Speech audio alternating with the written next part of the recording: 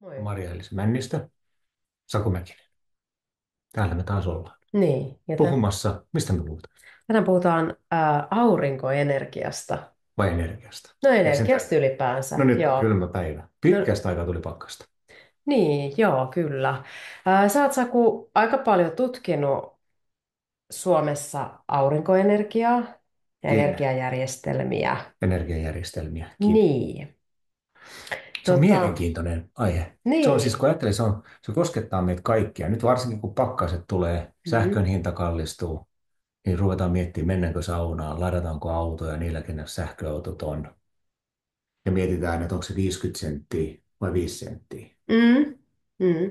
Mikä tekee ihmisten elämästä aika mielenkiintoista. Me joudutaan koko ajan katsoa tämmöistä perustarpeen tyydyttävän hintaa. Melkein, ei nyt minuuttitarkkuudella, mutta tuntitarkkuudella. Niin, eli kaikki, että miten me eletään arkea, että milloin laitetaan sauna päälle ja milloin laitetaan astianpesukone päälle ja keitetäänkö perunat nyt vai Mm. myöhemmin. Se on aika mielenkiintoista. Niin. Mutta mitäs, eikö energian hinta Suomessa ole kuitenkin aika alhaisella tasolla? No on siis kolmanneksi alin Euroopassa, että kyllä me päättää, että jotain hyvin on tehnyt. Liittyykö tämä muuten jotenkin tämä energiahinnan tasaantuminen, mitä sä ajattelet, niin nyt sitten siihen, miten tuulivoimaa on lähdetty No tuulivoima aikoinaan lähdettiin sillä, viemään? että siellä annettiin niin hintatakuu, että ne tuottajat, jotka teki investointeja, niin saa Mm, tietyn määrän myytyä, jolloin uuteen teknologiaan investointiin sen takia. mm, Ja nythän meillä on tuulivoimaa sen takia, että niille, ketkä rakensi ja otti riskiä, silloin ne taattiin ja riski meni hipsuihin, kun niille taattiin hinta. Että kun ne tuottaa, niin ne saa tietyllä hinnalla myytyä tuotteensa, eli sähkö ulos. mm. Ja nyt sitten kun puhuttiin esimerkiksi ydinvoiman kohdalla tästä hintatakuusta, mitä sä itse ajattelet tällaista Ai, okei, Vaikea, se, ei, siis, vaikea kysymys. se on vaikea kysymys. Mm, Ei, se ei ole pelkästään arvovalinta, vaan siinä on sellainen niin kuin näkemyksiä siihen, että niin kuin mekin ollaan väitelty kovin paljonkin tästä asiasta, että siis tässä yhteydessä, kun tuulivoimasta silloin hintatakuu pistettiin. Me pistettiin pitkäksi ajaksi, sanottiin, että tällä hinnalla me ollaan valmiit, no, ostan se teiltä. Mutta se, mitä me saatiin, sillä saatiin nyt, että meillä on tuulivoimaa paljon. Silloin, kun tuulee, hinta on halpaa. eli se infrastruktuurin rakentaminen lähti Niin. liikkeelle sitten Tavallaan me sillä luvattiin, että hintatakuulla. julkista rahaa myös on mukana yksityisen rahan, eli meidän omien maksujen ohella. Mutta jos me mennään tähän ydinvoimaan, niin tarvitaanko me nyt ydinvoimala sen takia, että meidän perustuotantoa tarvitaan lisää, jotta meidän elinkeinoelämäkin saa Mm. Niin halpaa se on sähköä? se No kysymys. se Oikeastaan on aika mitä iso Mm. kysymys. Ja sitten se, että mihin sitä käytetään, niin kyllähän meidän yhteiskunta tavallaan tarvii myös elinkeinoelämää. Mm. Elinkeinoelämä tarvii ympäristöystävällistä energiaa. Se on Mm. kaikille hyvä. Sen Mm. sijaan, että meillä olisi hiilivoimaloita, niin ydinvoima nyt on parempi. Tästäkin me voitaisiin keskustella Mm. pitkään Mm. tavallaan. Okei, mutta sitten meillä on niinku tämä aurinkovoima, mikä on nyt sitten monessa kunnassa aika kuuma peruna, ähm, koska siihen liittyy niinku monenlaisia ympäristövaikutuksia, Mistä sä maankäyttö. tiedät enemmän? Mikä Niin. se juttu nyt on? Niin, ympäristövaikutukset varmaan liittyy koko sen niin kuin aurinkopaneelin valmistamiseen, sitten sen liikuttamiseen sieltä tehtaalta sinne ensin kauppaan tietysti ja sitten sieltä, minne se sitten sijoitetaankaan pellolle tai rakennuksen katolle. Ja sitten siinä on se elinkaaren loppupää, eli jossain vaiheessahan se paneeli täytyy sitten siirtää pois myös sieltä, ja siitä tulee jossain vaiheessa käyttöikä loppuun, ja sitten mitä sille tehdään sille paneelille sen jälkeen, ja siitä varmasti niin kuin saadaan ehkä materiaalin hyötykäyttöön. Kuulin juuri tänään, ja vielä mua muistutti, että siinä on kuparia ja siinä on vähän alumiinia ja mitähän muuta, mä en ole ekspertti niissä niin kuin kaikissa raaka-aineissa, mutta että kyllä niitä saadaan eriteltyä niistä irti, mutta sekin vie energiaa sitten taas, kun niitä ruvetaan jossain vaiheessa sieltä sitten niitä materiaaleja irrottelemaan, plus sitten ehkä mietitään, että mitä sille maa-alueelle. Sitten sen jälkeen tehdään, että tuleeko sinne sitten ehkä uusia Mm. paneeleita, kun se on kerran otettu käyttöön se tietty maa-alue siihen aurinkopaneelikäyttöön, koska ne on kuitenkin, niiden elinkaari pitäisi olla useita kymmeniä vuosia, eli ne on aika pitkäikäisiä hankkeita silloin, kun lähdetään sellaista aurinkovoimalaa johonkin alueelle sijoittamaan.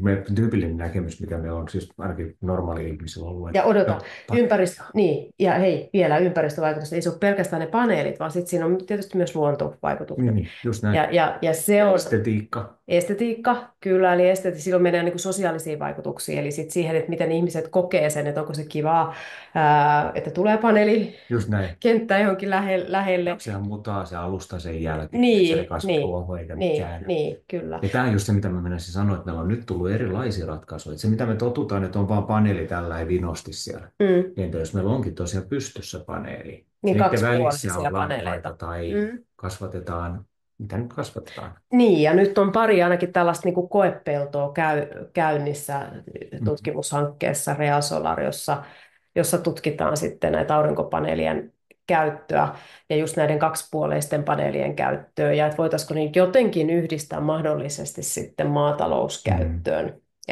Mikä siis tarkoittaisi sitä, että sen sijaan, että meillä on etelään suunnattu tai etelään päin, niin meillä olisikin itä-länsisuunnassa. Mm, Eli silloin, kun meillä on tyypillinen kulutushuippu taas, kun ihmiset lähtee töihin, ne mm, keittää kahvit ja aamupuurot ja tekee lapsille ruuat, ja sitten kun tullaan kotiin, niin tehdään ruuat. Ja siinä meillä on ihan selkeästi, mm, ja jos me suunnattaisiin aurinkopaneelit näin, niin meillä voisi olla itse asiassa aika paljon enemmän hyötyä meidän järjestelmällä mm, siitä, että me silloin tuotettaisiin aamuja ja illoin, yes. joka tarkoittaa sitä, että meillä olisi pystyssä paneelit, joiden välissä voisi. Ja Mm. silloin ne ehkä ei näyttäisikään niin kamalit, koska kyllä kansalaisena, kun ajattelee sitä, mitä on nähnyt, mitä on tehty, onhan ne aika. Niin, estetiikka on varmaan aika subjektiivinen käsitys, mutta kyllä mä ehkä voin yhtyä tuohon ihan samaan, että ei se nyt niinku mikään kedon kaunein kukka maasto No ei ole. välttämättä ole, vaikka Joo, vähän teknokraatti olisikin, niin siitä joo. huolimatta kyllä se vähän on sen näköinen. Mutta sitten toisaalta, niin nythän on tullut sitten tämä uusi rakentamislaki voimaan, ja sen myötä sitten siihen liittyy myös tämmöinen niinku uusi EU-direktiivi, joka itse asiassa velvoittaa julkisen sektorin rakennuksissa niin miettimään jo rakennusten suunnitteluvaiheessa näiden aurinkopaneelien mukaan ottamisen. Eli nyt jos mietitään sitten rakennukset, että eihän se ole ainoa vaihtoehto, että me tehdään isoja aurinkovoimaloita pellolle Tai tai vastaan. hakataan metsää, vaan ajatuksellisesti sitten myös tämmöinen paikallinen aurinkopaneelien käyttö, niin se on minusta henkilökohtaisestikin aika kiinnostavaa, Se että on miten hyvin voidaan kiinnostavaa. maksimoida sitä. Ja siinä tulee sellaisia, meillä on ratkaisu, missä esimerkiksi kattomateriaalit, Mm, ja ihan saman näköinen kuin normaali peltikatto, niin meillä on paneelit siellä. mm, Se, että olisiko semmoinen tämmöinen paneeli, mitä me nyt tiedetään, niin pistetty seiniin. Esimerkiksi mä en tiedä, onko se nyt mikään kaunistus sinänsä, vaikka se tulisi minne. mm, Mutta se, että katoille laitetaan, tai laitetaan sitä tosiaan jonkun varastojen mm. katto tai parkkipaikat Parkkipaikat katetaan. on hyviä esimerkkejä, niitä on Niin, maailmalla aika niin paljonkin on. käytössä. Mikä voisi olla meillekin siis tosi, mutta se, että kuka niitä pitää huoltaa, Mm, putsaa. Eli silloin meille tulee tavallaan tarve myös sille, että meillä täytyy tulla sellaisia paikallisia toimijoita, yhteisöjä, joo. jotka huoltaa, niin pitää katsoa, että ne toimii, miten ne toimii. Ja sitten tulee uusia bisnesmahdollisuuksia. Aika Eli, paljon. eli, eli tavallaan sitten niin kuin silloin, jos tämmöisiä niin kuin maailmalla puhutaan tällaisista energiayhteisöistä, niin kuin aurinkovoimalatutkimuksen parissa, Mm. että miten tavallaan ihmiset sitten lähtee toimimaan niin kuin tällaisten aurinkopaneelibisneksen ympärillä, tai miten ne otetaan siinä jossain yhteisössä käyttöön, niin siellähän tulee esimerkiksi just kiinteistöhuoltoa yhtiöille ja Mm. ties kelle saattaa nousta niin kuin uudenlaisia bisnesmahdollisuuksia. Että onhan siinä niin kuin paljon tämän tyyppistä juttua. Sitten niin kuin, jos mietitään sitä, että no, miksi ehkä se paikallinen käyttöönotto on ollut aika hidasta, tai musta tuntuu ainakin, että aika pitkään aurinkopaneeleista on puhuttu, mutta niitä ei jostain syystä ole kuitenkaan niin kovin paljon otettu käyttöön. Niin mitä sä ajattelet, että mitkä siinä, niin kuin, onko meillä jotain vääränlaisia insentiivijärjestelmiä yhteiskunnassa vai No onhan se miksi? siis, kun se joka tapauksessa, kyllä se nyt, meillä jokaisella, jos muutaman tonnin laittaa kiinni, niin ei se nyt niin kuin tosta noin vaan tuu Mm, omakotitaloasujalle. mm, Ja sitten taas toisaalta kerrostaloissa, niin me joudutaan kerrostaloissa, taloyhtiön hallitus joutuu mm, käsittelemään tätä, se joudutaan osakkaita kuulemaan tai saadaan kuulemaan. mm. Tämä on nimenomaan siitä, että jos me lähdetään tämmöiseen, niin siellä joudutaan rakentamaan sen energian ympärille Just yhteisöllisyyttä, kun me näin. sovitaan, että miten me esimerkiksi saadaan tuotot. Jaetaan, Kenelle, just näin. kenelle, kenelle osakkaat tulee minkälaista, ja silloin joudutaan keskustelemaan tai saadaan keskustella ja sopia, että okei, millainen investointi tämä on, ollaanko valmiit maksamaan kuinka Mm, paljon, niin kyllä se aikansa totta kai ottaa. mm, Ja mm, tämä on semmoinen, että ehkä nyt meillä on tullut aika paljon erilaisia mallejakin siihen, niin kuin varmaan jokaisella sähköyhtiöllä on joku neuvo. mm. opaslappunen, Ja millä miten perustetaan perustaa esimerkiksi jo. energiayhteisö Niin. taloyhtiöön. Mutta kyllä Ja kyllä se niin kuin, siis me sitä aika paljon ollaan tutkittu tuo, siis oikein niin kuin tutkittu, että mikä tässä on, ja kyllä ihmisillä hyvin positiiviset asenteet on. joo, kyllä. Keskimäärin on todella positiivista ympäristöä säästävää teknologiaa yleensäkin ja aurinkopaneeleihin erityisesti. Kyllä, tai se asenne on positiivinen, mutta sitten jos se tulee se aurinkovoimala peltonaapuriin, niin sitten se muuttuu negatiiviseksi. Kyllä Et se. se on, mikä on hirveän ymmärrettävää, että Niin, näinhän se varmasti on. Ja siinä mielessä niin kuin sit mikä niin kuin, on kiinnostavaa, että miten tätä lähdetään kehittämään, tätä uuden teknologian käyttöönottoa, eli aurinkovoimaloiden käyttöönottoa nyt kunnissa, koska tällä hetkellä niin semmoinen niin kuin yhtenäinen tapa tehdä jotakin päätöksiä ja linjauksia, niin sitä ei vielä ole. Et se on valmisteilla kovasti, mutta vielä puuttuu ja ne on kuntakohtaisesti tehdään sitten päätöksiä näihin asioihin liittyen. Ja yksi tärkeä varmaan sellainen, mikä ohjaa sitä, että mihin niitä kuntien maankäytössä niin sijoitetaan, niin on se runkoverkko. Eikö se ole niin. näin? No on, Koska siis muuten sähkö- ja tulee sitä tietoverkot on katkaiset. hävikkiä aika Niin on, paljon, jos niin siellä on. on pitkät. Ja tämä on semmoinen, että siis se on tosi fragmentoitunut, vaikka me ollaan valtiollista ohjausta vähän saatu tähän, mikä on todella hyvä, että on saatu yleensäkään. Mutta se, mitä meidän tarvitsisi tehdä, niin on kunnissakin tehdä strategia sillä katsoa pitkältä tähtäimeltä, Mm, mitä voidaan tehdä, mitä kannattaa tehdä, koska tästä tulee hyvin selkeästi maanomistajien intressejä myös. juuri näin. Ja tämä on semmoinen, että niin kuin me ei voida maanomistajien intressien yli vaan kävellä, Mm, eikä olla myöskään estämässä asioita. just näin. Eli siis niin kuin, sen takia me tarvitaan väkisin kuntastrategiaa, vähintään kunta tämän kansallisen strategian sisällä, missä esimerkiksi turvemaiden käytöstä on nyt juteltu. Joo, ja valtioneuvosto on ohjeistanut, valtiotasoltahan on tullut ohjeistus, että voisi ottaa näiden niin kuin vanhojen turvesoiden, että niitä voitaisiin sijoittaa sinne Mm. ensisijaisesti tai joutomaille. Mutta joutomaita laskennallisesti ei kai ole niin paljon, että, Näköjään ei. että se itse asiassa sitten niin kuin olisi kannattavaa. Jotenka sitten käytännössä se menee sitten siihen suuntaan, että pitää miettiä, että jos maanomistaja haluaa niitä peltojaan ottaa käyttöön, niin silloin kunnissa pitää sitten pohtia se, että miten tehdään sitten siihen liittyen sitä kuntalaisten kuulemista ja Niinpä. ihan Niinpä. normaalit proseduurit. Mutta kyllä mä sanon, että kyllä niin kuin, jos ihan rehellisiä ollaan ja katsotaan, niin kyllä se esimerkiksi ruoantuotannossa järkevämpää olisi peltomaata käyttää. Kyllä Niin, jotenkin tuntuu niin siis se on semmoinen niin kuin, taskuu käytöltä, niin että se se menee on paneeliin. käyttöön olevasti, että onko, mutta sitten kuitenkin voi olla jotain sellaista peltomaata, mikä voi olla sen verran huonoa, Just vaikka näin. niin kuin jossakin, Juuri oliko näin. ei Lohjalla, mä muistan missä oli, niin että se on tavallaan ollut jotenkin niin saviperäistä maata, että itse asiassa, että Parempi se ottaa toiseen parempi ottaa käyttöön. se toiseen Just näin. käyttöön, niin tehdään tämmöinen aurinkovoimala. Tai Pelto. turvesoista tehdä pellot, Niin, mikä on niin sitten se. rapeikkoja. Mutta tavallaan, niin kuin, mutta sitten yksi sellainen ilmiö, mikä liittyy vielä, minkä mä haluaisin vielä nostaa meille tässä keskusteluun, niin on se, että silloin kun me puhutaan niin kuin rakennuksiin sijoitettavista aurinkopaneeleista versus näistä Mm, aurinkovoimaloista, mm, jotka sitten on yhtiöiden omistuksessa, mm, niin silloin tavallaan, jos me mietitään, niin kuin, että jos tavan kansalaiset investoi tai taloyhtiö investoi, niin mulla tulee mieleen tämmöinen sana kuin energiademokratisointi ja mm, tavallaan omavaraisuusasteen kasvattaminen niin, että kuntalaisilla tai niin kuin ihmisillä, yksityisillä ihmisillä on pääsy energiatuotantoon ja mm, jopa mahdollisesti myymään sitä mm. energiaylijäämää jossain vaiheessa. Eli tavallaan musta se on niin kuin aika hauska ja jotenkin hienokin juttu, että jos siihen päästäisiin ja sitä niin kuin myös lähdettäisiin niin kuin tutkailemaan vähän rohkeammin ehkä sitä paikallista energiatuotantoa niin kuin nimenomaan myös sieltä ei-yhtiöiden näkökulmasta, vaan sitten niin kuin ihan Tämä on kansalaisten. taloyhtiöiden ja omakotiasujien. Ja toi on semmoinen, mikä on ollut, siis omakotiasujilla on ollut erityisesti Suomessa tosi pitkään autonomia. Mm, Eli niin kuin, se uni siitä, että pääsen sähköverkosta irti, on niiden ensimmäisten mm, käyttäjien. Totta kai, että mä olen omavarainen, mutta tämä on semmoinen, mikä on nyt noussut siis ihan tosiaan tavan kansalaisenkin mm, käsiin niin sanotusti, että taloyhtiöiden kautta.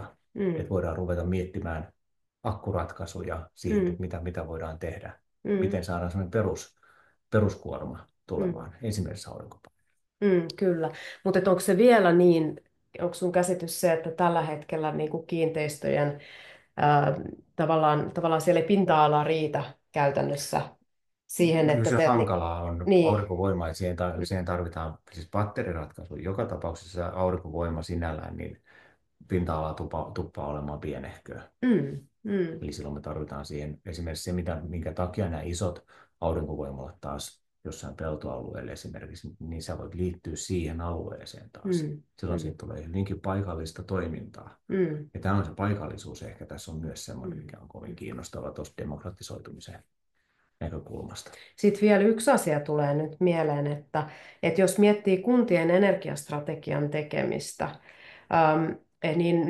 niin mitä sä ajattelisit, että mikä olisi se niin kuin sellainen, mitä lähtisi ensimmäisenä katsomaan, tai jos sä oot miettimässä vaikka asukkaana, että mä nyt olen ostamassa täältä kiinteistön itselleni tästä Vihdin kunnasta, niin mitäs lähtisit katsomaan ensimmäisenä kartasta siihen liittyen, että niin kuin se on sekä kuntastrategiaa ohjaa, että sitten vois kuntalaisena katsoa, että onko todennäköistä, että tähän tulee näitä aurinkopaneeleja. Peltoja esimerkiksi siinä Niin, ympäristöstä ja miten mun asunto on asemoitu siihen. tai Ko- siirtoverkko. Tai siirtoverkko on tullut Niin, siihen, tai on siinä lähellä, koska se, että niin kuin, kyllä se nyt aika mielenkiintoinen skenaario on, että ostat itsellesi asunnon ja sitten siinä hetken päästä vieressä on esimerkiksi olohuoneen ikkunasta katsot ulos, niin niin, kyllä. Eli siinä mielessä niin kuin tavallaan kunnilla mä ajattelen, että on aika tärkeä tehtävä tässä jollakin tavalla ruveta vähän viitottaa sitä että mikä tehdään. niin, että antaa mahdollisuuksia ennakoitiin, että kuntalaiset voi myös nähdä, että okei, on todennäköisesti tuolle alueelle jossain vaiheessa tulee, että meneekö se sitten johonkin kaavoitusprosessiin tai muuta, siitä mä en tarkemmin tiedä, että miten siinä on niin kuin ajatukset ollut Mm. ja näin, mutta että niin kuin, tästä pitäisi saada sellaista, että niin kuin kuntalaiset olisi yhdenvertaisia Mm. myös sitten siinä mielessä ja sitten tavallaan omaisuuden suoja Mm. olisi olemassa myös, että ei Myös kiinteistöjen todetaan. arvo rupea laskemaan sitten tällaisten niin kuin yksittäisten voimalahankkeiden niihin liittyvien päätöksien takia. Ja toisaalta sitten taas, että maanomistajalla on se vaihtoehto tehdä pellolleen, Joo, jos haluaa ja pystyy tekemään just näin, tämän tyyppisiä. Eli se, että me saadaan tasapainotettua just eri näin. intressejä. Ehkä tässä me tullaankin siihen, että kuntastrategian laatiminen Joo, energiankin liittyy erityisen tärkeää. on erityisen tärkeä. Ja sitten mulla on ihan pakko vielä, kun mä huomaan, ihan yksi juttu vielä. Eli tavallaan niin kuin sitten tähän niin kuin tämän energiastrategian lisäksi, niin sitten yksi juttu vielä, no ehkä tässä lopuksi, onko aurinkovoimala ja aurinkopaneelit, niin onko ne, jos nyt vertaa nyt vaikka maakaasuun tai kivihiileen, niiden ympäristövaikutuksiin, niin On parempia. on Mutta parempia. niillä menee se 3-5 vuoteen, että ne on parempia. Niin, Mutta ne on joo. siis aidosti ympäristöystävällisempiä. Ne tuottaa vähemmän kasvihuonekaasuja. Mm, Ne on oikeasti renewable. joo, Ja se, että Suomessa, kun me ollaan tosi pitkään ollaan luultu, että me ollaan pohjoisessa, niin me ollaan ihan Pohjois-Euroopan tasolla. joo, Ihan, ihan käyttökelpoinen joo, vaihtoehto. kyllä. Ja sitten mä sanon vielä yhden. Mutta siinä on semmoinen, että siis nyt täytyy muistaa se, että jos me katsotaan taloudellista pelkästään, niin Mm, Suomen halpa hinta sähkölle taas ei tue tämän tyyppisten investointien tekemistä. mm, Eli tässä on niin kuin, mm, tavallaan se talous, se takaisinmaksuaika pitenee, jos sä investoit, mutta sitten taas toisaalta tulee ne ympäristöhyödyt, eli sä teet ympäristöteon mm. sillä myös. No miten sitten, jos ollaan huolissaan, että tässä voisi olla hyvin metsääkin, niin miten sitten niin metsänkäytöllisesti, jos miettii Suomen metsäpinta-alaa, niin Kyllä siis aurinkopaneeleilla ei ole mitään tekemistä. Se oli 0,1%. 0,1% ensistä, Niin joo, on niin kuin korkeintaan mitään, vai aurinkopaneelikäytössä. meillä 10-100 kertaista, että ei tule olemaan metsien kannalta mitään Joo, kyllä, merkitystä. haasteita, Niin. joo. Mutta Okei, mutta ehkä tässä. Ja sitten ne luontoarvot on tietysti sellaisia asioita, mitä tutkitaan ja erilaisia niin kuin ratkaisuja täytyy siinäkin miettiä, että miten, jos on hyvin suuria sellaisia aurinkovoimalapeltoja, niin silloin sinne pitäisi saada eläimille jonkunnäköisiä kyllä. Ja kulkureittejä, tämä on sitä hyvä prosessi. pakoreittejä. Niin. Joku Luonnonsuojeluliiton ihminen joskus käytti sanaa, että No pakoreitti. ne oli Sitten ne on pakoreitteja. pakoreitteja, tuskin siellä nyt niin kuin ihan hirveästi sitten No, enää ainakaan isommat eläimet no laiduntelee. ei kauheasti. Tai jos ne on Ei pystyssä, tiedä. ei voi olla. Jos me Ei. rakennetaan niin, että niillä on hyvät suojat siellä, niin voi olla, Mm. että ne onkin siellä enemmänkin. Mutta tätä me just tutkitaan ja se on Niin. tärkeää, että me tutkitaan. Hyvä. Hyvä. Okei, hyvä. Tällä Ei muuta kuin ajatusmaailmalla. moikka.